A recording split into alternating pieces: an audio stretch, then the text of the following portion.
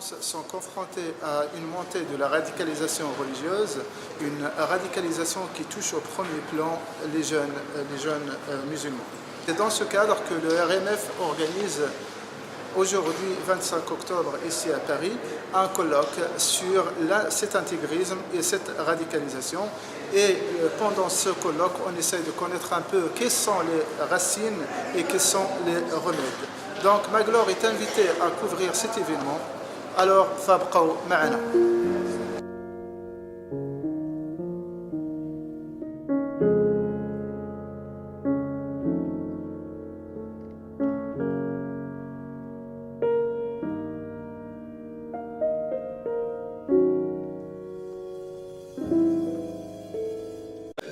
Qui concerne Al-Mustatrif, c'est celui qui est très très alarmant sur ce qui se passe dans la prison. Est-ce vraiment le cas?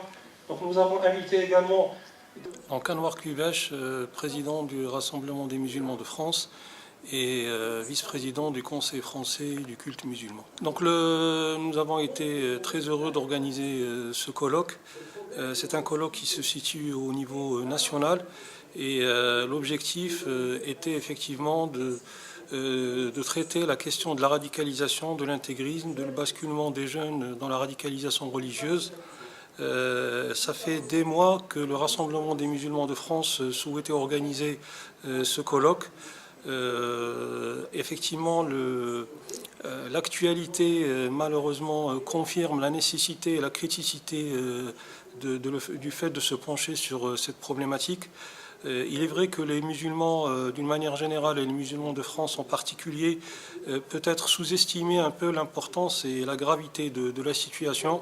On pensait qu'il y avait un certain nombre de brebis galeuses, comme on dit, qui allaient d'une manière un peu sporadique et parfois même, entre guillemets, folklorique, vers l'Iran et la Syrie pour faire le djihad.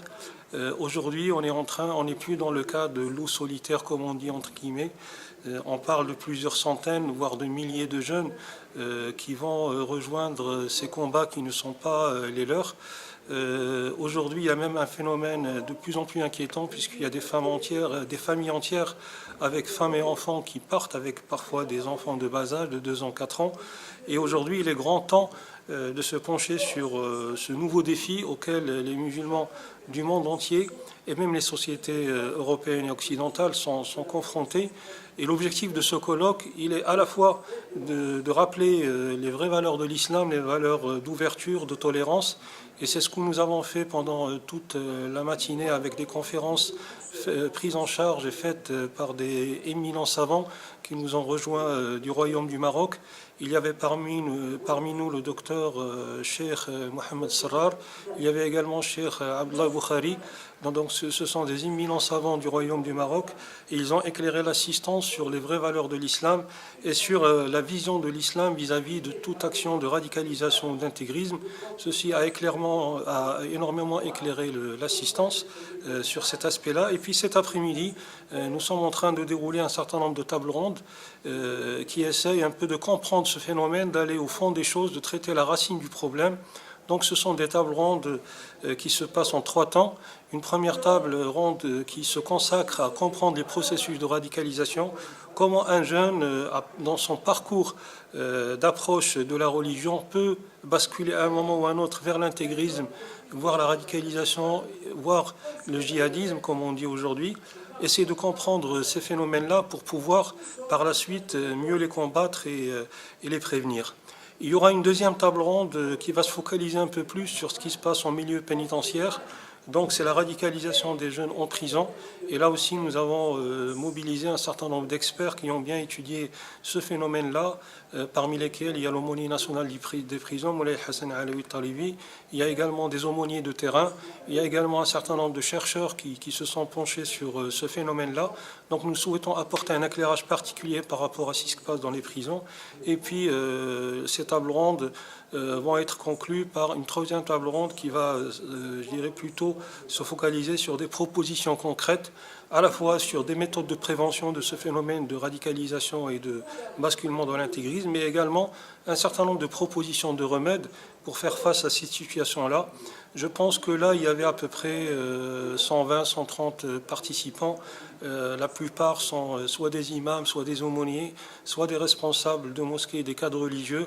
Il y avait également les représentants d'un certain nombre d'institutions qui nous ont rejoints. Il y avait le conseiller de monsieur l'ambassadeur du Royaume du Maroc qui était là, certains consuls généraux du Royaume du Maroc. Il y avait également des représentants du ministère de l'Intérieur et plus particulièrement le bureau central des cultes. Et puis un certain nombre de chercheurs, de professeurs qui se sont attelés donc à ce phénomène de radicalisation des jeunes, notamment à travers ce qui se passe sur les réseaux sociaux, sur Internet, puisqu'on parle de plus en plus aujourd'hui d'autoradicalisation des jeunes qui ne fréquentent pas forcément les mosquées, qui sont en dehors des circuits communautaires, comme on dit, et ce sont des phénomènes d'autoradicalisation, voire des phénomènes de cyberradicalisation. Et donc il fallait faire intervenir des experts qui ont étudié la question.